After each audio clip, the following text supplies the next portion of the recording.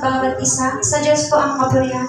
Nais ko lang po i-connect ang aking maikling patotoo sa aming handog na awit. Ako po ay isang kabataan na lumaki sa Kristiyanong pamilya at naglilingkod sa gawain ng Diyos. Bilang isang kabataan po, hindi ko rin maiwasan na manghinas sa Kanya at manghina po sa Kanya at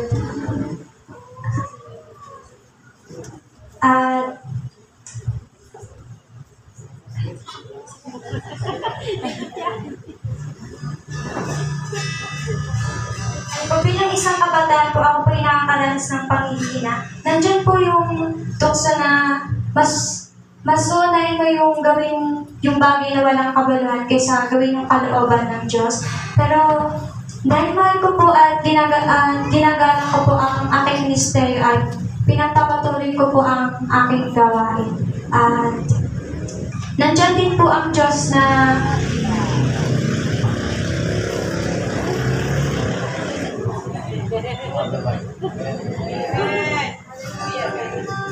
Nandiyan ang Diyos na nakikinig sa aking mga daing at tinutulungan ako at ang aking pamilya na ma-overcome ang aming problema na kinakaharap. Patuloy lang po ako nagtitiwala sa Diyos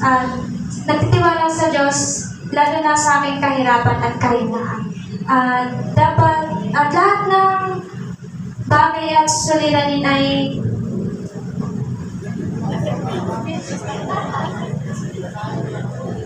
lahat ng bagay ay nasusolusyonan, lalo na kung buo kang magtitiwala sa Diyos na buhay. Ito lang po, pakinggan niyo po ang aming handog na awit. Sa Diyos po ang kapurihan.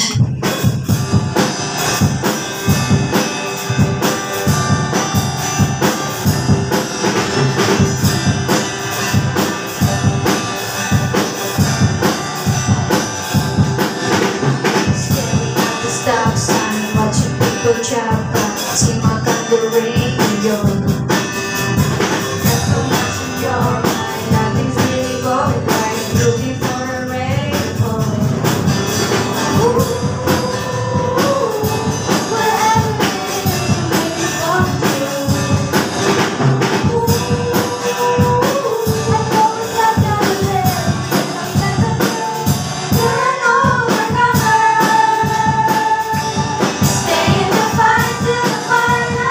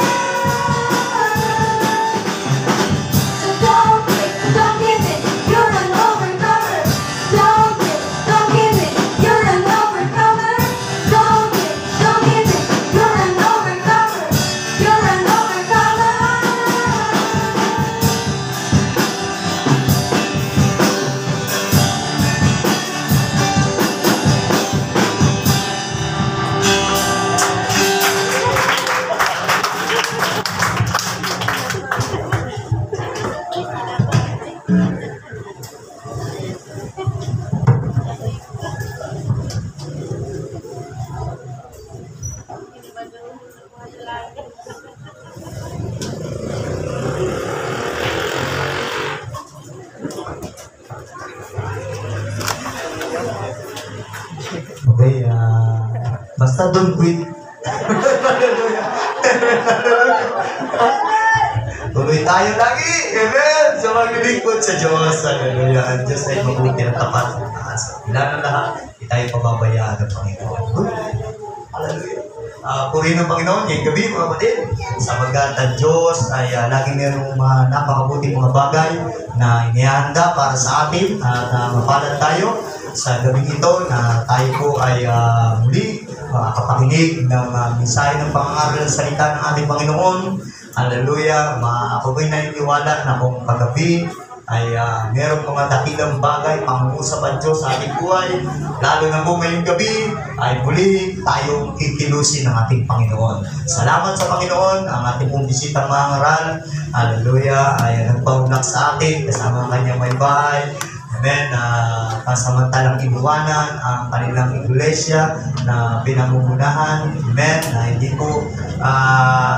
po nagkait ng panahon. Amen. Marami po siyang mga intindihin, gawain, sapagkat ang kanilang pong iglesia ang pinagpapastoran ay matagal na rin iglesia at merong mga anak ng mga iglesia. Hallelujah. Mabunga ang gawain ng Panginoon.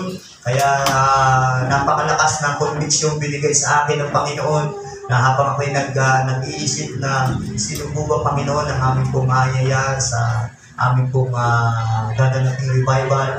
Napakalinaw naman ang piling ng Diyos na sinabi sa akin na talagang si Pastor Seth talaga. Kaya ngayong gabi, amen, tanggapin natin si Pastor Seth kakana sa kanyang pong ministeryo na ihahandog sa Diyos at para sa amin. Amen. Thank you very much. Isa pong pribilehiyo ito, mga kapatid, na makadapo dito sa lugar na ito. Kaya thank you kay Pastor Rico at Sister Eunice sa maanyaya pong ito. Na-enjoy ko po ang pag-ministeryo ko pag ako po'y pumupunta sa mga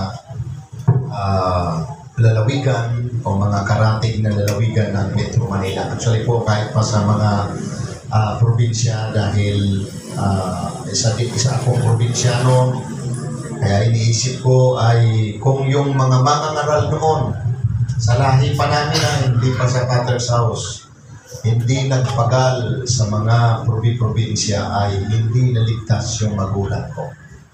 Kaya ganoon din po sa fellowship na mas sigurado ako na pag-church, na kapag nag-church plant ay lalago talaga yan. Kaya gusto kong nakakarating sa iba't ibang mga probinsya. At ito po ay isang pribileyo na pinagkakaloob ng Panginoon na doon nga namin nababanggit. Kung hindi ako nagpastor, hindi ito mangyayari sa akin, mga kapatid. Luzon, Visayas at Mindanao ay nakarating na ako, mga kapatid, dahil sa pagpapastor. Kahit ikumpara ko sa mga pangarap ko noon, hindi ko yung nakita na mangyayari yan. At hindi pa tapos ang Diyos. Amen? Ang ganda ng awitin na you are an overcomer. Amen? Amen ba? Kung parang hindi at akong binsido yung ang ganda ng awitin na yan, na sa Romans 8:37, you are more than conqueror. Amen. So kaya overcomer tayo, conqueror tayo. Kailangan lang tayong humarap sa mga dapat natin na mga dapat pakain sa buhay. Kaya ngayong gabi, ang salita ng Diyos na aking ibabahagi sa inyo, ang panalangin ko ay makatulong ito. Sa aming mga pastor, pag maanyayahan sa ganong pangangaral, ang tanong lagi namin sa Panginoon, Lord, anong ipangangaral? Hindi po madaling mangaral at sinasabi laman lagi ng Panginoon, ano yung mga mensaheng natanggap mo? At siyempre kasunod naming tanong, Lord, marami na akong ginawang pangangaral. Ano yung mga tugmang, mga mensahe para sa iyo? Kaya po, pag kami nangaral, at akala ko ako lang dyan, narinig ko po yan maging sa mga mangangaral. Ang mensaheng ito ay mismong galing din mismo sa amin, pinagkakaloob ng Panginoon. Pastorin niya, sunod-sunod po yan doon sa grupo namin, galing ito sa Taiwan, tapos sa Cavite, ilang church. Tapos ng February, tapos bumalik sa akin ng March. Ngayon actually nasa Taiwan siya muli, doon kay Pastor Rinaldo. So, pinag-uusapan namin yung mga pangangaral niya, sabi niya, actually, ang pangangaral nito, Pastor, sa akin talaga ito eh. So, kaya salamat po sa Panginoon na ang pastor nangangaral, mensahe din ng Panginoon sa kanya. Amen? Ang aming panalangin, itugma ng Diyos, maging angkop ito sa inyong mga kalagayan. At ako'y naniniwala, mga kapatid, dito sa 2 Kings chapter 7, verses 3 to 7. At bago ko basahin ang talatang yan, wala po sa atin dito, walang problema. Hindi ba? Kaya sigurado ko kailangan natin ang salita ng Diyos, ang kwentong ito. At ganoon din, wala sa atin dito mananampalataya na kahit kabaguhan man, wala dito, narito ngayon na wala kang kahilingan sa Diyos. Tama ba ko? Kung wala ka ng kahilingan, delikado yun. Di ba? So, dalawang bagay yun na may problema tayo, may kahilingan tayo sa Panginoon. Tingnan natin ang kwento ng ilang lalaki dito sa banal na kasulatan. Imposible sa mata ng tao.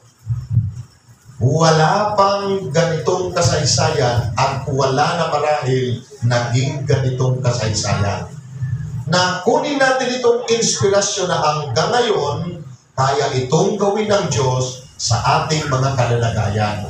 Iyan ako, mas magaang ang ating sitwasyon kaysa kalagayan nitong ating babasahin. 2 Kings chapter 7, 3 to 7. Basahin ko po ang talata. Sabi dito, mayroon ngang 4 na may kitong sa pasukan ng pintuang bayan at sila'y nagsang-usapan, bakit nauupo tayo rito hanggang sa tayo'y mamatay? Doon pa lang sa kalagayan na may kitong wala nang kapariyo nito. Amen? Ang tawag ko nito, sa pangangaral ko nga kagabi, tungkol sa mata ng langit. Pero ito mga magandang kasaysayang ito, ipinakita ng kamera ng langit. Pinukusan ito ng kamera ng langit. At ipinasulat sa magitan ng banal na espiritu ng writer nitong Kings, Book of Kings. Iyan pong katotohanan niya. Wala pong istorya na nakasubaybay ng time. Nakasanksyon nga yung Samaria Di ba? So kaya ganun din. Marahil walang taong nagbibigay tuon sa kalagayan mo. Pero mayroong Diyos na nakatuon sa atin. Amen? Verse 4, sabi po ay ganito. Kung ating sabihin tayo'y magsisipasok sa bayan, ang kagutom ngay na sa bayan, at tayo'y mamamatay roon. At kung tayo'y magsisitigin ng pagkaupo rito, tayo'y mamamatay rin. Ngayon nga'y halina at tayo'y lumapit sa ukbo ng mga taga-Syria, kung tayo'y iligtas nilang buhay, tayo'y mabubuhay. At kung tayo'y patayin nila, nagustuhan ko po yung pagkakagawa ng Tagalog nito. Lahat ng yon sa bayan, kung papasok, mamamatay, pag manatili, mamamatay rin. Pero dito, kung kailan pupunta doon sa kalaban, mamamatay lamang tayo. So kaya, mas ginusto ko po na basahin dito, itong version na ito. Mamamatay lamang. Samantalang doon sa dalawa, ganun din mamamatay. Pero ang inuna pa dyan, kung pupunta tayo doon sa hukbo ng mga taga-Syria, kung tayo iligtas nilang buhay, inuna pa yung iligtas. Imposible yun. Kalaban nga yun Tapos may dala ka pang makakahawang sakit, ay di bago ka makalapit, di patayan ka na, may tito ka, di ba? Pero tingnan po natin ang kasaysayan, bagamat may idea na kayo dito. Sabi po dito, at sila'y nagsidating pagtatakip silim, o sila'y nagsitindig, at sila'y nagsitindig,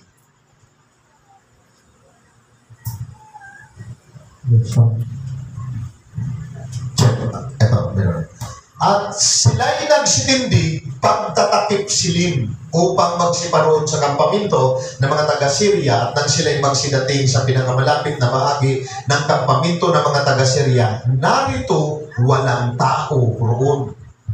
Anong nangyari? Verse 6, sapagat ipinarinig ng Panginoon sa hukbo ng mga taga-Syria ang hugong ng mga karo at ang huni ng mga kabayo, sapagat tuwing bagay ang hugong ng malaking hukbo at sila'y nagsang-usapan, narito, inupahan ng hari ng Israel laban sa atin ang mga hari ng mga Hitiyo at ang mga hari ng mga Egypto upang magsidaluhong sa atin. At kaya't sila'y nagsitindig at nagsitakas sa pagtatakip silim at iniwan ang kanilang mga tunda at ang kanilang kanilang mga kabayo at ang kanilang mga asno at ang buong kampaminto na gaya ng dati at nagsitakas dahil sa kanilang buhay. Tayo po sandaling manalangin. Amang banal, Diyos na makapangyarihan sa lahat, dumudulog kami sa iyong harapan.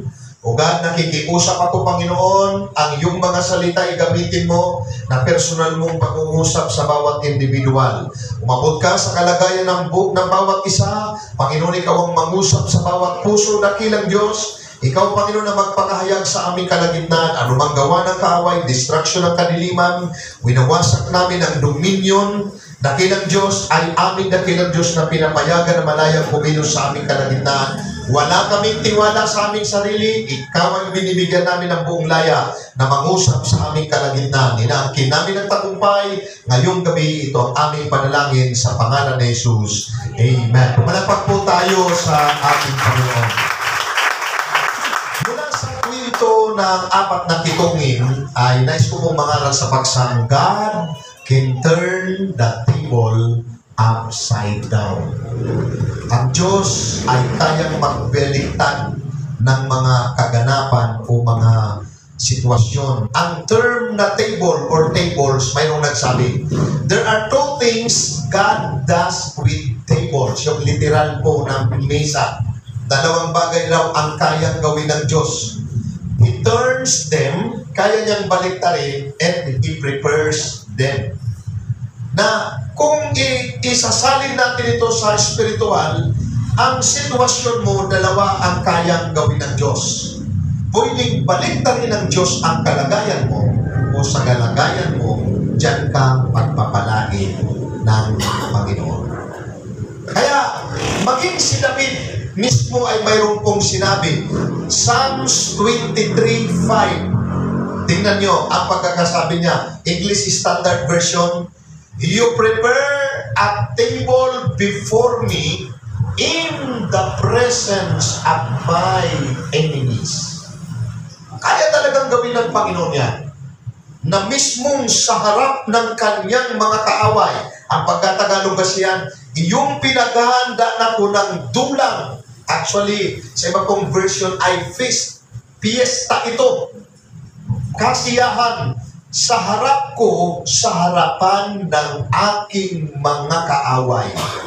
Iyong pinahira ng aking ulo ng langis at ang aking saro ay inaapawan. Yung langis, dyan sa kalagayan mo yan, pwede kang i-anoint ng Panginoon at sa lugar na yan, pwedeng paapawin ng Diyos ang kanyang pagkilos. Hindi lang kayang magpihit ng Diyos, mga kapatid, ng mga sitwasyon, kundi siya talaga ang nagpapaikot ng araw at buwan, o kung sa science pa, ay nagpapaikot ng mundo. May kontrobersiya kasi dyan. Kaya lang, di na yun ang ating pagtutuunan. Alin man doon, ang mundo ay kaya niyang paikutin o ang buwan at ang araw ay pinaiikot niya sa mundo. Siya rin ang nagpapaikot maging ng panahon, seasons, at taon, na kaya mayroong mga taon, umiikot po yan.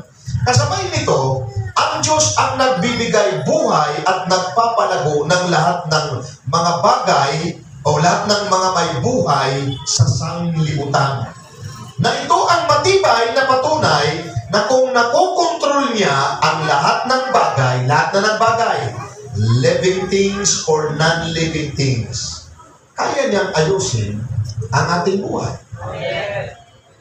At kaya niyang pihitin ang ating mga sitwasyon. Number 1, bigyan po natin ng pansin, the real situation. Yung totoong kalagayan. Pwede po natin itong i-apply sa ating sariling kalagayan, pero tingnan muna natin itong actual na kwento kung ano ang kalagayan. At alam naman po natin ang mga kwento sa Bible, hindi po yan fairy tales. Amen? History yan. Totoong naganap yan. Diba yung mayroong 4 na may kitong sa pintuang bayan na sila'y nag-uusap-usap. Bakit tayo na umupo dito hanggang mamatay? Pero kamatayan din lang naman yung lagi nilang binabanggit. Pumasok tayo doon, mamamatay tayo. Mag-stay tayo dito, mamamatay tayo. Punta tayo sa lugar ng mga kaaway, malay mo, buhayin tayo. Pero kung patayin tayo, mamamatay lamang tayo. So, ang totoong kalagayan mga kapatid, hitungin sila. Wala tayong magagawa doon. Hitungin sila. Physically weak. Amen? Ganon din po yan sa ating kalagayan. Maaaring ang totoong kalagayan, yes, may sakit ka. Tulad ko, may maintenance. Ito na yan. Ito totoong kalagayan. Amen? At ang kasunod pa dito, may kahirapan, matinding poverty ito mga kapatid. Kung kukonsultahin niyo yung nakaraang kabanata, chapter 6 ng 2 Kings na yan, andyan po yung kwento, mga verses 29-30, andyan yung dalawang magulang na nag-usap na ang kanilang anak ay pag-usapan nila na maging pagkain nila. Nasabi nung isang nanay, pare, ano tayo gawin na lang natin? Ngayon, ang anak ko, sa sunod naman, o yung anak mo. O di kaya baliktad na tayo pagkasabi, pare, yung anak mo ay ngayon, bukas yung anak ko. Siguro pinag-usapan pa nila, anong luto ngayon? Siguro gawin natin bulalo. Di ba? Bukas siguro gawin naman natin crispy pata. At literal pong pinag-usapan talaga yan. Di ba ang nangyari, nung kinabukasan, yung nanay na nagsuggest noon, itinago na yung kanyang anak. Grabing kahirapan yan mga kapatid. So, ganon din sa ating buhay, ito ang totoong kalagayan. Nakakaranas tayo ng kahirapan. Kung baka ngayon mismo, may kahirapan ka, may pangangailangan ka.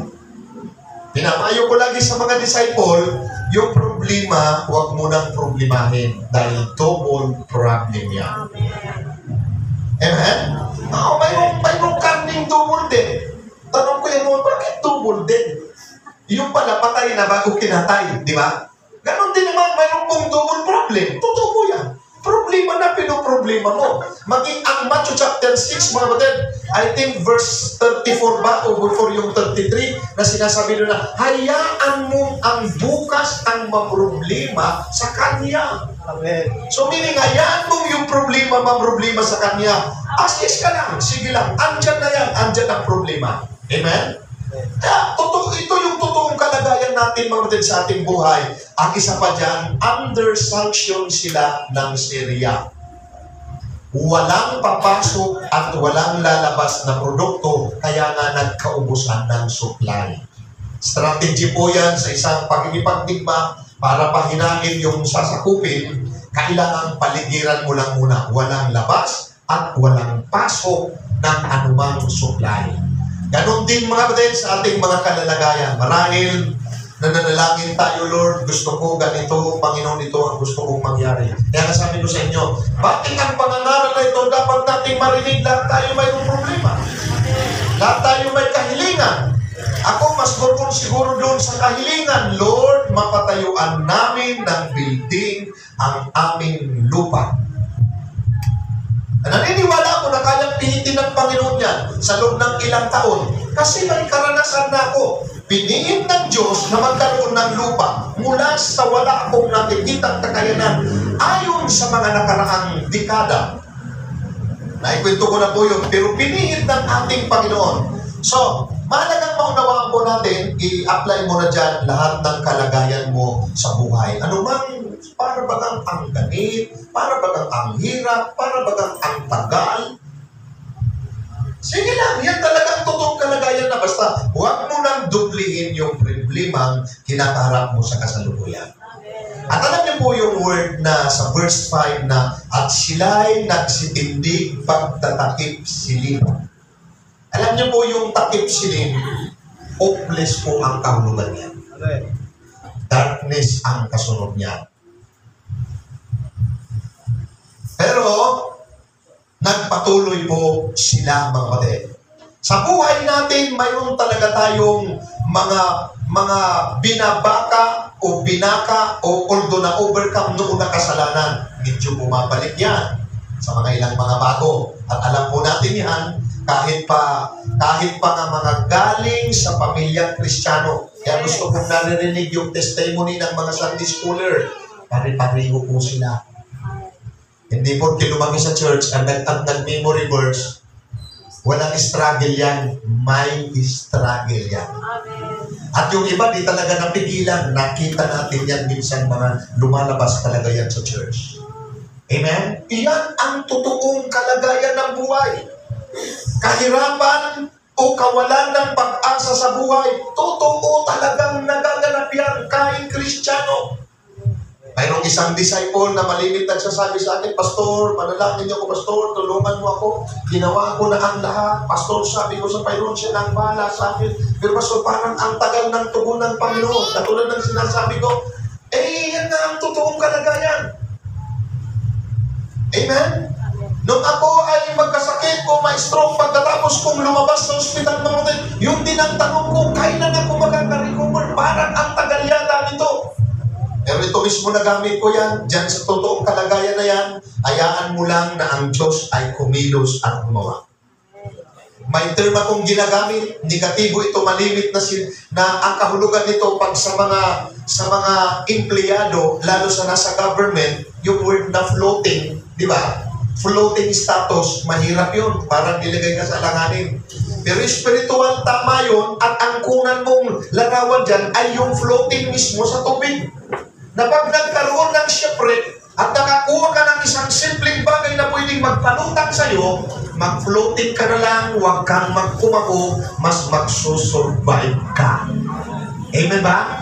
Di mo man tanaw mo pagkalayo yung sunod na lupa na naroon o isla, kaya yun, mag-floating ka lang at unti-unti lang na kumampay, mas magsusurvive ka ba, di sa magpanik ka.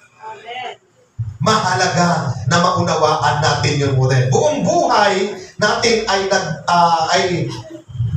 natin nagbabantang sirain ang kaaway. Ang mga ito,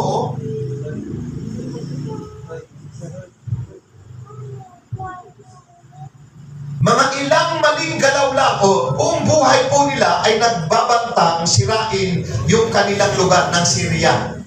At ibang maling galaw lang nila upang siya ay maaaring guluhin lalo sila. Mayroon pong mga ganong sitwasyon sa buhay natin. May mga nagbabantang mga problema. Pag nagkamali ka ng galaw, lalong magkakaproblema ka dyan. Amen ba? Sa buhay mo din. Kaya po nabuo ko nga yung maging pag-handle ng problema na pinapayo ko din yan sa maraming mga pastor. Pag may problemang mabigat, ang the best niyan, kunti lang dapat ang makalam. Huwag nang pakialaman yan ng mga marites. Lalong magugulo yan. At wisdom po yan ang ating fellowship. Kaya may nabalitaan kang nagka-problema, pero di mo alam ang detalye. Nabalitaan mong nasolusyonan o nakabalik na, hindi mo alam ang kwento. Tama yun. Kasi pag nagkamali tayo ng handle sa isang problema, nakasanksyon, tingnan nyo. Gulo yun. Pero tingnan nyo, kahit halos wala na silang pagkain, di makalusong ang Syria. Alam nyo yung tamang pag-handle natin ng mga kalagayan, kahit hopeless na tayo, mahalagang maunawaan po natin yan na ang Diyos nakatingin. Ang mata ng Diyos nakatuon. Ang kamay ng Diyos handang gumalaw. Pero may timing ang Diyos.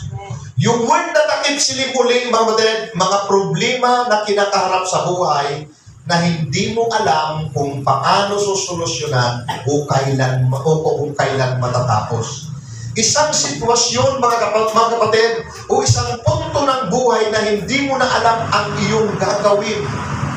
Nalilito ka o di kaya parang dead end na ng iyong buhay. Pwede pong naranasan na ninyo yan, pwede hindi mo pa naranasan, pero malay ko, nasa ganun kang kalagayan. Sinasama ko dyan, o di kaya'y kahihiyan kaya na nangyari o mangyari sa buhay mo. Hindi mo alam kung ano ang mangyayari. Alam niyo po, kahihiyan sa chapter 6, yung ipakain mo yung iyong anak, tapos yung kasalo mo, ayaw nang ipakain yung kanyang anak.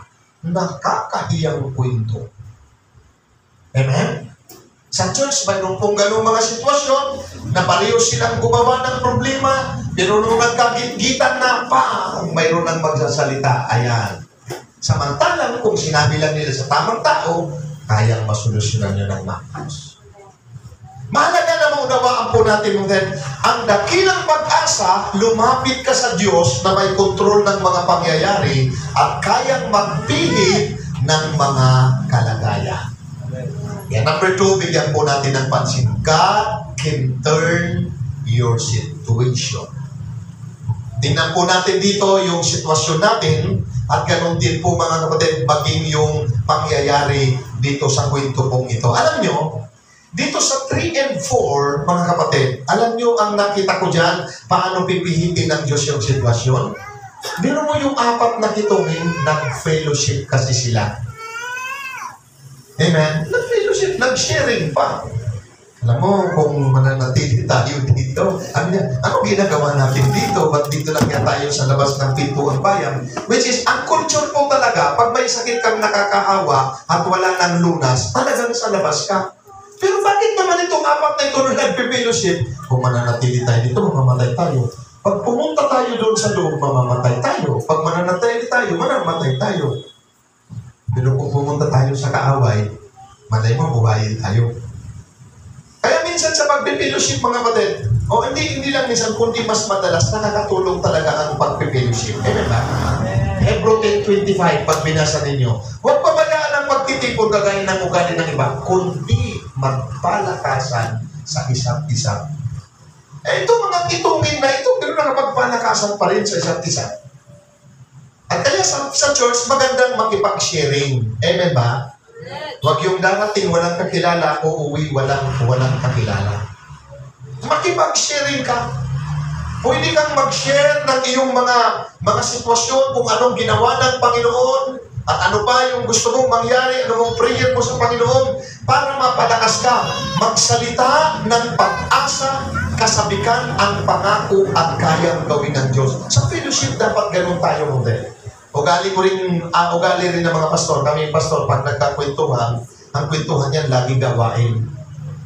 Kung hindi paano nalusutan yung mga problema noon at ngayon narito tayo, nagpaplano tayo ng magagandang bagay na mangyayari sa hinaharap. Amen ba?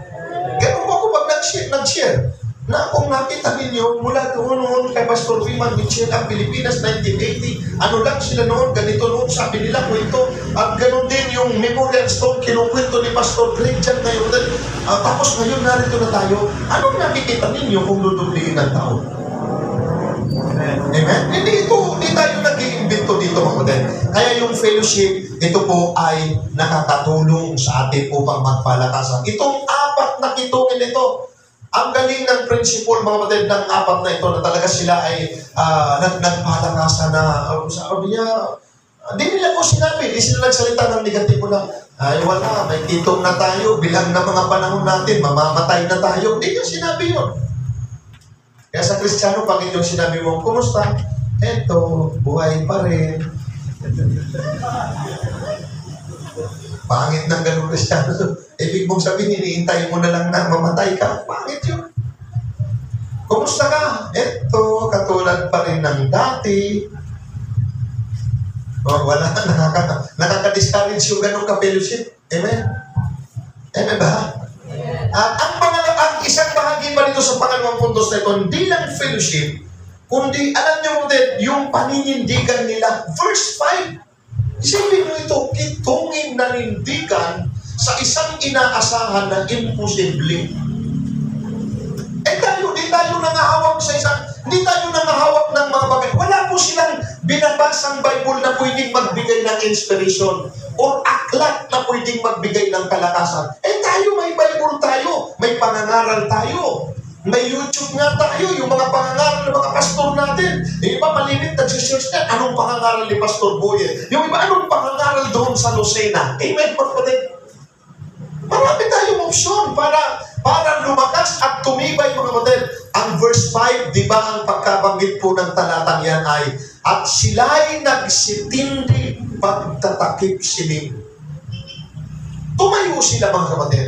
Kaya ano man ang ating kalagayan, tumayo lang tayo sa tama. Manindigan tayo sa panig ng Diyos. Panghawakan natin ang salita ng ating Panginoon. Pairalin ang prinsipyo ikabubuti. May mga prinsipyo kasi hindi ikabubuti, di ba? Hindi ko tanggap yan. Pag ako'y umayaw, ayaw ko na talaga. Bakit yung gano'n? Ba't ikaw umayaw ay ayaw na? Dapat pag ikaw umayaw, pag kinadalasya mo, mali yung pag-ayaw mo. Ano ka uli? Sasama ka uli. Diba? Pag sinabi ko yun, daig mo pa ang Diyos yan. Hindi ako marunong tumanggap ng kabiguan at pagkatalo. Oy! Amen, mga kapatid? So, bahala na. Hindi po bahala na ang paglilingkod. Manindigan ka doon sa tama. At doon pa rin sa verse 5, mga kapatid, di lang fellowship, hindi lang stand firm, move on. Sabi doon, sa pagtatakip silim, mismong patakip silim, mga kapatid, ay nagsitindig sila upang magsiparoon sa kampamento ng mga taga-Syria. At nang sila'y magsidating, o ibig sabihin, nag-move. Nakarating na eh. Amen ba? Mga kapatid ko sa Panginoon, ito ang malinaw kong naunawaan sa buhay paglilingkod. Mag-move on sa mga nakaraan. Pangit man o magandang bagay, alibog ang nakaraan yan. Ang magandang kwento, ang magandang karanasan at pangyayari, ala-ala na lang yun at magdala dapat na inspirasyon. Yung pangit na kaganapan, magdala ng lesson. But still, move on. Hindi pwedeng, nung kami noon, grabe pag nangaral, dami naliligtas. O kami noon pag nangaral, nagbibigay ng pagkain, kumpleto na pag-uwi mo. Noon yun. Ang kailangan yung ngayon na pagkilos ng Diyos. Amen. At hindi mo rin sasabihin na, kung hindi lang dahil sa kanila, mali ang ginawa sa atin, kung hindi lang doon sa mga taong niya namang manindira, tama na nga yun. Hindi yun makakatulong. Pag maganda gawin mong inspiration na magpatuloy, pero pag hindi maganda ang nangyari sa'yo, gawin mong lesson yan. Mag-move on sa kabila ng mahirap na sitwasyon. Hindi mananatili ang sitwasyon na yan. Alam niyo kapatid, mayroong mga pag-aaral o pananaw na kung totoong ang oras hindi nananatili, ang pangyayari hindi yan mananatiling ganyan. Amen po ba? Kung totoong ang mundo ay umiikot o ang araw at ang buwan ay umiikot sa daigdig, totoo yan na ang karanasan umiikot din yan. May time na masaya, may time na hindi ganun kasaya, may time talagang darating ang lungkot. Umikot ka lang. Huwag kang titigil doon sa pangit na karanasan at mga hindi magagandang pangyayari sa ating mga buhay. At huwag kang pumayag na patigilin ng nakaraan ang iyong buhay. Huwag dapat hadlangan ng kabiguan ang iyong magandang future. Huwag sirain ng pangit na karanasan ang magandang plano ng Diyos. Kasama lang yan sa magandang future ng ating buhay. Kahit pa kabiguan.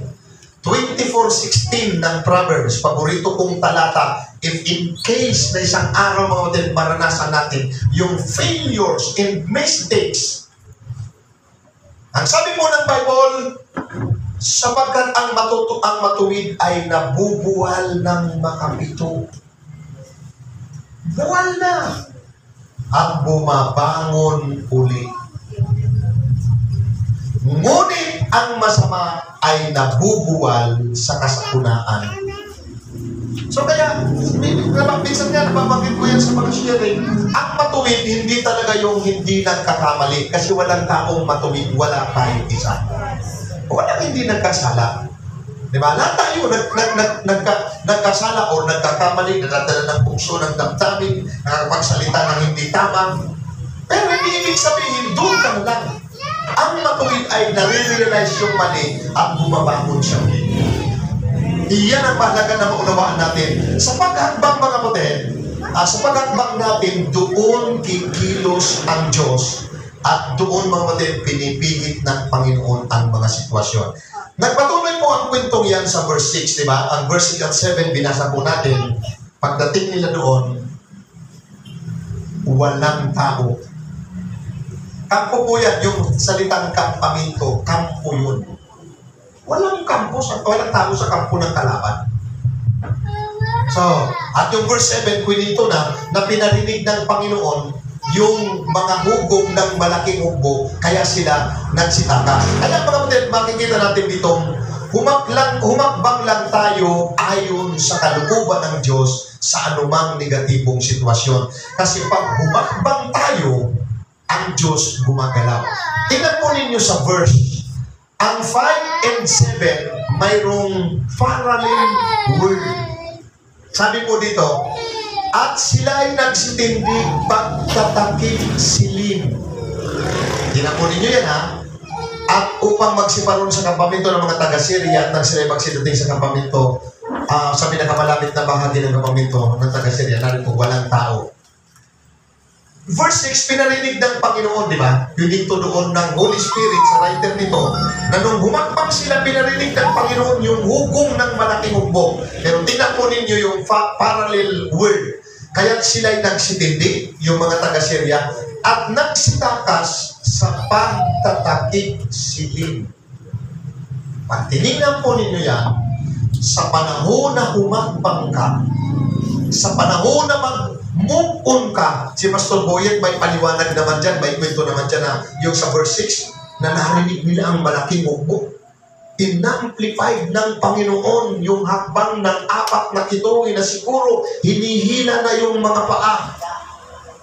Tuwing malaglag siguro yung isang kaputol ng daliri, ang pakinig ng mga taga-Syria. Di ba? At habang hinila, isang malaking hukbo ang lumulusog.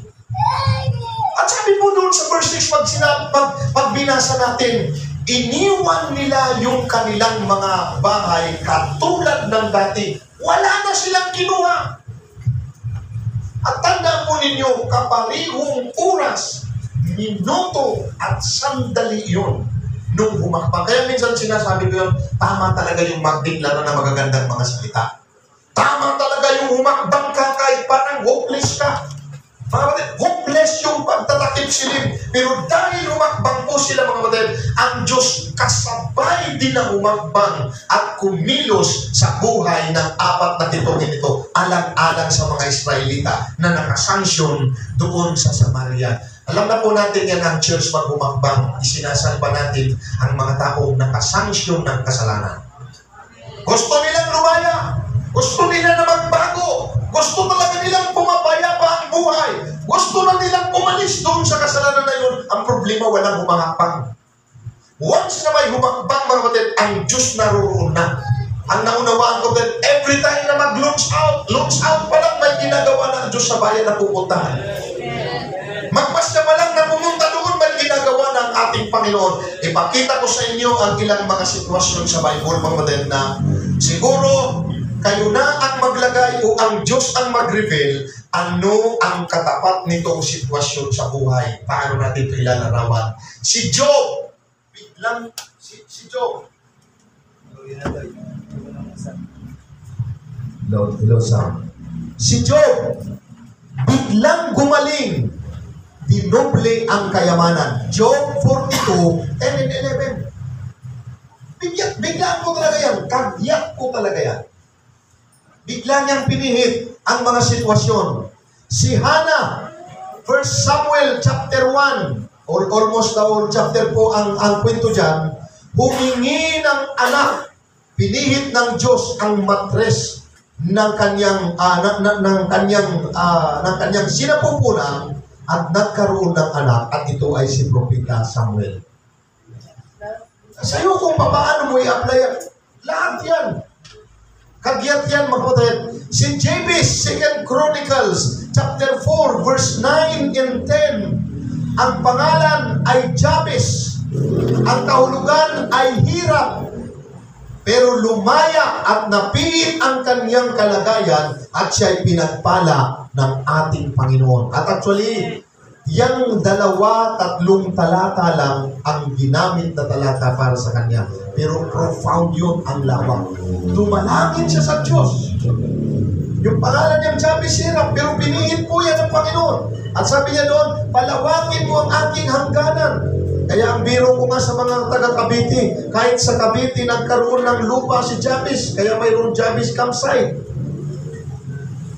Lumawak talaga yung kanyang hangganan, mga kapatid. Pero hindi yun, pinangalan lang yun ang Jabez campsite. Kaya siguro pinag-pray ng may-ari niyan na, Lord, bigyan mo kami ng lupain. For Samuel, chapter 16 and 17, si David na isang teenager, batang nagpapastor lang, naging powerful sa ilang segundo o minuto kaya na paghahamok o paglalaban nila ni David. Pero nung mapatumba niya si David, biglang bumaliktad ang pangyayari. Takbuhan yung mga Egyptyo. At biglang naging hari. Marami mga kapatid na kayang pihitin ng pero ngayon yung pagpihit, yung kwento natin, overnight talaga yon. Ito pong kay Job, actually, kagyan po yun. Pag binasa ninyo yung talatang yon, after ng ilang mga kabanatang yan, hindi ko pa po nasa-search kung ilang araw o buwan ba yung ganyang paghihirap.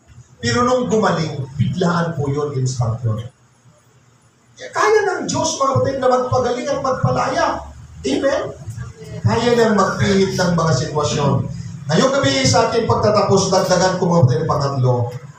What situation can God turn around? Anong sitwasyon ang hindi kayang pihitin ng Diyos? Isang tingin mo. At ilagay niyo yan sa inyong mga sarili. Kami mga pastor, mayroon po kami mga pinanalangin. Lord, pihitin mo ang mga sitwasyon. Anong hindi kaya ng Diyos? Di ba kaya ng Panginoon yan? Na yung mga kinakaharap? Pero kung akong alam yan, secular na kahilingan eh. Pagig po yung exam na yan eh, mayroon po yan eh. Pinipihit ng Panginoon. Mayroon po niyan, matapat na kapatiran. Ngayon, asawa na ng pastor. Nasa listahan na siya ng tatanggalin, nakalagay na sa bulletin board. Biglang pinalitan, hindi siya tinanggal. Kaya ng Panginoon yan. Ikaw na ang magtutugma niyan sa iyong kalagayan. Romans 8:32, ito mo din ang pinanghahawakan mo. Tingnan ninyo ito sa Tagalog. Siya na hindi pinagkait ang kanyang sariling anak, kundi ibinigay dahil sa ating lahat. Bakit hindi naman ibibigay sa atin ng walang bayad ang lahat ng mga bagay? Ang dali lang po maunawaan yan. Kung yung anak ng Diyos na si Jesus, napakasarap ng buhay sa langit, ibinigay sa lupa para sa iyo at para sa akin, para maligtas at magbago. Anong mas malaking bagay doon na hindi kayang gawin ng Panginoon? Wala. Amen. Kaya ibigay ng Panginoon yan. Di tayo na pag-uusapan mo ang mga church building na yan, lugar na pagdadausan. Ako'y naniniwala, kaya talagang ibigay yan ng Panginoon. Ay, yung kwento nyo dito kasi napag-ukwento na kung paano ito nahanap, di ba? Nakita. Nag-prayer chain lang kayo, nag-pray. Manalangin tayo mga kapatid, maghanap tayo. Di ba may ilan mga nakita? Tapos ito biglang nakita. Hindi po yun matagal, hindi yun isang buwan. Amen ba? Isang araw lang. At naalala ko noon sa Bicol, nung kami ipadala doon mga kapatid, ay saka iikot ko din mga kapatid sa kakapanalangin ko. Kasi halos similar ang kwento nyo kung dito ay kinatatakutan na pala ito. Mas matindi yung amin. At hindi ko alam. Hindi ko na rin kwento sa mga kapatiran. Nasa pagitan ng residential at nasa harapan ng isang hotel, bakante, may nakatayong structure na pwede na munang pagdausan. Sa kapanalangin mo, parang biglang nakita, ba't ito hindi nakikita before? Yung pala ay dating punerarya na pinitisyon yung mga yun ang nakuha namin, church. Kaya yung mga tao natuwa nung naroon kasi dating punerarya yun, natatakot yung mga tao. Aywan ko basta biglang parang may nagbubukas mga kapatid na mahiwagang paningin. Ayun nga. At tapos bumalik din kami noon galing Bicol. Ganon din uli, hindi na namin kaya yung umano na 30,000. Kailangan tayong bumaba. Sabi ko, dito lang ako sa pagitan nito mag-aanap. Saka iikot ko mga kapatid, mayroon palang nasa third floor na isang dekada na yatang hindi nagagamit, isinara yun ng may-ari, di na pinaupahan dahil yun ay ginamit ng yung TOCP. May mga gamit pa kaming ginakuha doon. Ang alikabok, grabe na. Kaya yung talagang pagtupag, pananalangin sa Panginoon, biglang pinipihit ng Diyos yan, magugulat ka. Dati naman akong dumadaan dito, ba't di ko ito nakita? Dati naman akong naghahanap dito, ba't hindi ko ito nakita? Kaya pwede kong sabihin sa inyo, na nariyan lang yung hinahanap natin. Andyan lang talaga yung tugon ng ating Panginoon. Nasa ating paghakbang lang talaga kung paano natin ilalaban sa ating Panginoon. Walang hindi kayang ibigay ang Diyos sa ating mga buhay. Dagdagan pa natin mga kapatid, si Nehemiah. Ito, grabe yung pagpihit ito mga kapatid. Mga talata na lang po ito at mga kwento sa ating pagtatapos. Na itayo ang buong ng 52 days. Nehemiah chapter 6 verse 15. Pero nung pumunta si Nehemiah, ang inabutan niya ay mga lalaki at babaeng sugatan. Kasi yung pamantayan o di kaya yung prinsipyo ng digmaan, kinukuha nila yung mga may kakayanan. Kaya nga nako si Misan sa nasabing ko nung lusubin din mga kapatid ang Israel. Ang iniwan doon, lahat sugatan. Paano? Walang pakinabang na yan. Wala iyan mo yan. Pero inihamon yun ni Nehemiah, mga 52 days. Wala pang 2 buwan. Na ang pagkasalarawan nga dyan ng mga narinig kong pangangaral, marahil may benda yung mga yon. Yung iba marahil ay pipilay-pilay. Tapos pinagbabantaan ni Tobias at ni Sanballat, di ba? Kaya maaring may hawak na sibat o di kaya ay nakasuksok yung sibat dito sa likod para anumang attempt nila pwedeng mahugot kaagad nila at kanilang i-atake sa kalaban habang sila naman ay maaring kung sa ilalarawan na yun, nagpapala sila para iayos yung buo. Pero in 52 days, pinihit ng Panginoon sa pag-aaral, yan po ang pinakamabilis na pagtatayo ng buo. Kaya po itong gawin ng Diyos sa ating buhay. Na walang 2 buwan, magbabago, kabaliktaran, kaibang-kaiba ang buhay mo mula nung kumilala ka sa Panginoon o makipag-usap ka sa Kanya. Tandaan po natin, pinatigil ni Jesus ang bagyo, kagyat yun. Pinayapa ang dagat, biglaan yun. Ginawang alak o di kaya grape juice ang tubig at gumawa ng maraming himala na sa isang iglap piniit niya ang mga sitwasyon. Pagpapala at kaya ang mga pagpapala, mga kapatid, pagtatagumpay, pamumunga, ay kayang gawin ng Diyos yan, isang pihit lang ng kamay ng ating Panginoon. Ang kailangan, tamang hakbang para sa pagkilos ng Diyos. Yung timing sa pagkilos ng Diyos. Imagine niyo mo itong 2 Kings chapter 7 verse 1, nag-prophecy dyan. Bukas sa ganitong araw, talagang isang ikot lang natin, 24 hours, ay magiging sagana. Di ba mayroon pong binanggit doon? Nangyari po yan sa verse 16. Kayang pihitin yan ng ating Panginoon. Actually, yung ilang mga pastor natin, ilang mga churches natin, nakikita ko yan, pinipihit talaga ng Panginoon ang mga sitwasyon, mga kapatid. Matuto lang tayong manindigan upang hawakan yung salita ng ating Panginoon. Iugnay lang lagi natin sa Diyos, iugnay lang natin ang ating sarili sa kabuang plano ng Diyos para sa kanyang karya. Kaya, imagine niyo mga kung yung verse 5 na yun, hindi sila humakbang. Sa tingin ninyo, yung verse 7, aalis din kaya mga yung mga taga-Syria? Hindi. Kaya sa anumang problema o negatibong ating kinakaharap, hanggat hindi mo yan hinahakbangan, hindi dyan ikilos ang Panginoon, hindi rin nahakbang ang kaaway para lumayas siya doon. Kaya 3 po yan, nung umakbang ang 4 na ditongin, pumilos ang Diyos, pinalayas ng mga taga-Syria. Kaya yung pagpapalayas ng pangit na pangyayari sa buhay mga kapatid, kailangan lang dyan yung unang hakbang natin. Dagdagan na rin natin ilang mga kwento pa kung alin dito umuuma sa inyo. Hindi lang nagpipihit ang Diyos ng mga sitwasyon, kundi nagpapatigil pa mismo ng araw. Digmaan sa panahon ni Josue, Exodus chapter 13, Pinatigil niya mga kapatid yung araw. Pinatigil ng pag-ikot. Kaya alam ko, kayang gawin yan ng ating Panginoon sa ating mga buhay. Amen? Si Moses, isang saglit, nung ibaba yung tungkol, nahati ang dagat.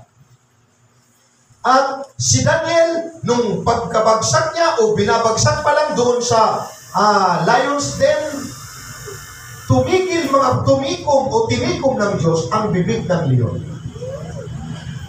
Hindi pinalayas ng Diyos yung leon. Tinikom ng Diyos yung bibig ng leon. Si Misak, Sadrak at Abednego, nung itapon doon sa naglalagablab na horno, apoy ng horno, mga kapatid, tumigil ang init ng apoy. Mga bagay na pwede po natin kunan ng inspirasyon. At si Pedro at si Juan, mga kapatid, nung ipanalangin nila, lumakad ang pilay, nakakita ang bulag, nakarinig ang bingi. Maraming kwento sila doon na ginaya kay Jesus at pinagaling ang mga may sakit at mga karamdaman. Higit sa lahat, mga kapatid, sa ating pagtatapos, huling kwento ito na reference na lang ibibigay ko, 2 Kings chapter 20 verse 7. Higit sa lahat, actually, kayang pigilin ng Diyos ang kamatayan at kayang magtugtog ang Diyos ng buhay. 2 Kings chapter 20 verse 1 to 7, yung buhay ni Ezekias. Ang karanasan ko po ng 2013, bagamat naririnig nyo yan, ikamamatay ko tayo. Kaya sa akin, extension na ito ng buhay. Pero hindi 15 years lang ang hinihingi ko sa Panginoon. Kasi 11 years na eh. Kundi ang hinihingi ko sa Panginoon, tinataas ko na Lord at least katulad ng buhay ni Pastor Wiman. Di ba nabutin? Okay na siguro yun. 91 years old si Pastor Wiman. Pag abutin ko yun, praise God. Pag malakas pa ako ng mga 90, ihirit ako sa Panginoon. Kayang i-extend lang Panginoon yan, Lord. Yung tamang relasyon. Mayroon kaming present na kailan lang mga kapatid. Itong pagpasok na ng April. Isang, di pa nga senior citizen eh, isang 57 or 58 years old dito na tatay sa Bacoor, sa isang daughter church ng Rosario. Nakakilala sa Panginoon ang kwento ng pamilyang ito. Halos buong pamilya naglilingkod na. Bunga lang ng pangangaral. Drug-addict yung tatay niya. Namumroblema yung mga anak. Pati yung kanyang asawa gustong magbago. Nung maabot ng salita ng Diyos, mga kapatid, may struggle. May struggle. At pag nahahandle naman kasi ang tao, kahit sa mga struggle nila, nagkukwento yan. Kinukwento minsan doon sa, nakalagay ko doon na leader, sabi sa kanya, alam mo bro, ako napipigilan ko na yan. Pag tinanong niya, kailan ho kayo huling gumamit? Bro, mas matagal-tagal na ngayon. Mag-iisang buwan na. Style lang yan salita yung para mapaamin mo. Noon na tayo nagbabago study, 1 linggo ang pagitan. Ngayon, 1 buwan na. Pero nung mga sumunod na panahon, naikwento niya na po, 1 taon na po na hindi ako gumagamit ng droga. At ano po ninyo ha, nagpe-pray araw-araw. Sumasama doon sa, since kunti pa naman sila, kaya sabi ko, apan mo ng corporate prayer, magsabay-sabay talaga kayo, nagsasabay-sabay. Alam niyo po, 2 weeks ako siguro eh, yung stroke niya katulad ng akin talaga, mamamatay. Kasi nakakwentuhan ko nung Webes, discipleship namin bago ko tumulak dito mga kapatid. Sabi ko, alam mo bro, sabi ko, biyaya ng Diyos sa iyo yan kasi nagpipray ka. Pinilit ng Diyos yung kalagayan. Kasi sabi niya, Pastor, di kasi ako pinapakinggan ng asawa ko. Pero dahil ko naman isip. Biyernes pa lang, grabe na yung nararamdaman ko. Sabado, ganun din. Biyernes lang umaga, tumalo pa ako. Nung kinalingkuhan, sabi niya, di ko na talaga kaya dalhin niyo ako sa ospital. 240 over 140. Katulad po yun ng akin. Pero ngayon, buhay, malakas, mga kapatid. Totoo talaga yan, mga kayang pihitin yan ng ating Panginoon ang sitwasyon na yan. Kayang magsalba ng Diyos, mga sa mga mapanganib na mga buhay. Isang talata lang nag-flash sa akin, mga kapatid, hindi ko na babasahin, hindi ko na, ikukot ko na lang, mga kapatid. Yung Psalms 91, verse 4. Though I walk through the valley of the shadow of death. Alam mo tayo, mayroon talagang pwedeng daanan na ikamamatay. Pero pag ikaw ay nananatiling matapat sa Panginoon, kaya kang isalba ng ating Panginoon. Minsan sinasabi ko, huwag kayong mag-question sa Panginoon. Pag mayroon kayong pinanilangin, bakit yun? Hindi ko kayang sagutin yun. Kaya kong sagutin yung akin. Ang kaya kong ipaliwanag yung himala. Hindi ko pwedeng ipaliwanag yung hindi naghimala. Ipapaliwanag ko yung naghimala. Amen. Kaya, malagit itong sinasabi. Kaya kung ako sa'yo, wala pa yun, ipanalangin mo na sa buhay mo yan. Hinihin mo na yan sa Diyos. Yan. Ngayong gabi, hindi mo alam ang inyong mga kalagayan, ilapit mo sa Diyos ano ang gusto mong hihitin. Palakpakan po natin ang ating Panginoon. Hallelujah. Praise God. Hallelujah. Glorify your name. Hallelujah. Payagan natin ang Panginoon ay mangusap sa ating kalagitnaan moment sa magitan ng mensahe nito. Ngayong gabi, hindi ko po alam kung mayroong first timer na narito. Mayroon po bang first timer na narito ngayon? First timer? Wala. So kung wala po mga tumayo tayong lahat. Tanda po ninyo ang ating Diyos ay Diyos na nasa ibabaw ng lahat. Above all. Amen?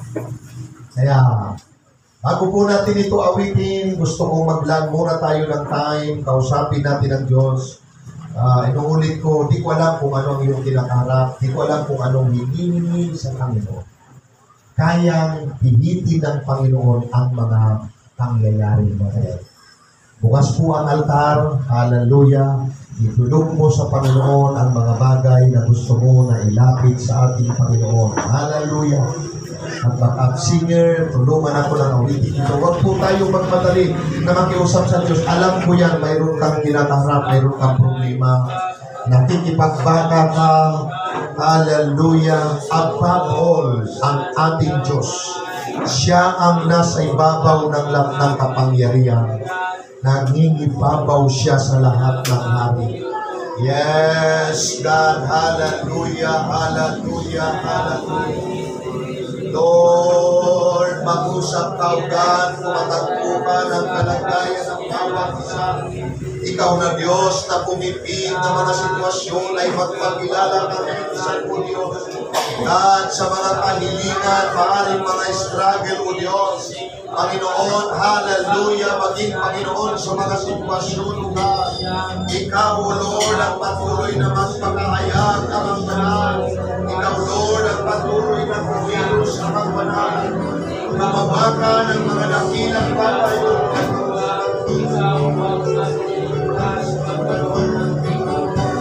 Above power. Yes, oh Lord, hallelujah. Yes, God, hallelujah. Praise God, hallelujah, hallelujah. You were here before the world began. Above all kingdoms, tumayo po tayong lahat, awitin natin ito, na kinikilala ang kapangyarihan at kayang gawin ng ating Diyos, na nasa ibabaw ng lahat ng kapangyarihan. Yes, O God. Oh, hallelujah. Above all wealth and pleasures of the earth, there's no way to measure what you were crucified,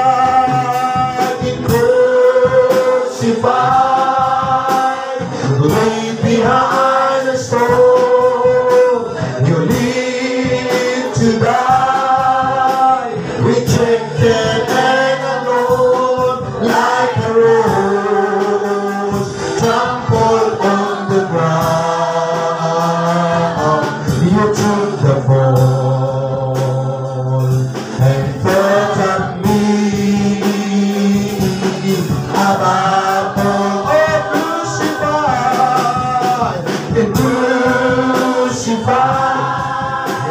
God, dahil sa pagkapako ng iyong anak na si Jesus, ito ang dahilan kaya kaya pilitin ang mga pangyayari mo, Lord.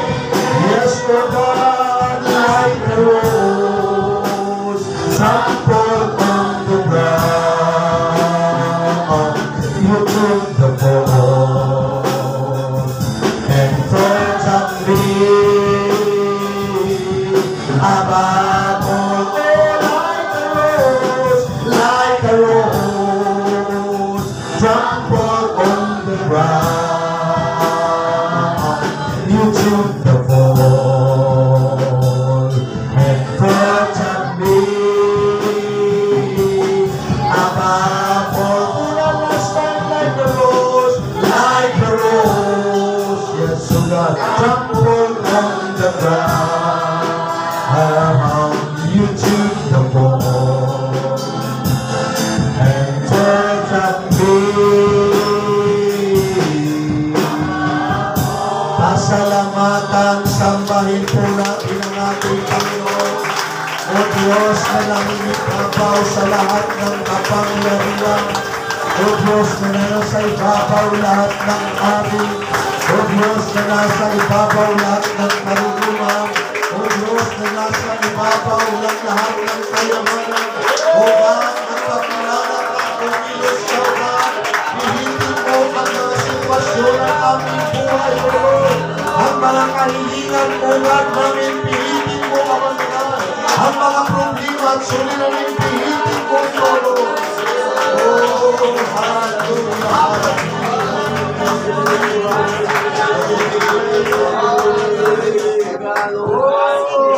glorify your name, O God.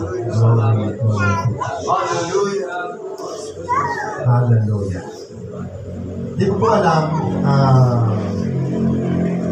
kanina pa ito, kino-confirm ko sa Panginoon, Lord, gagawin ko ba? Sakit na nagmi-maintenance ka, internal. Mas nangingibabaw sa akin, kidney problem. High blood. Nagmi-maintenance ilang panahon na yan na dinadala ko. And then, ano mga kumukulit ka doon sa high blood? High blood, heart problem, kidney, mas sinabi ko yung kidney problem. Maaring walang diagnose sa ngayon, maaring nagtutuloy-tuloy ka.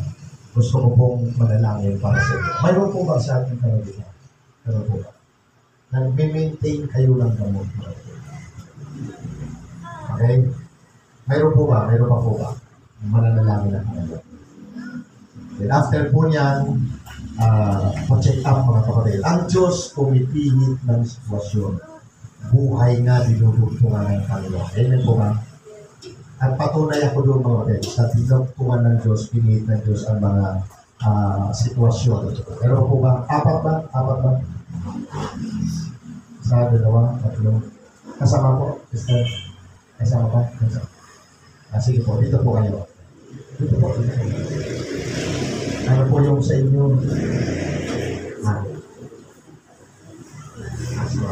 Okay.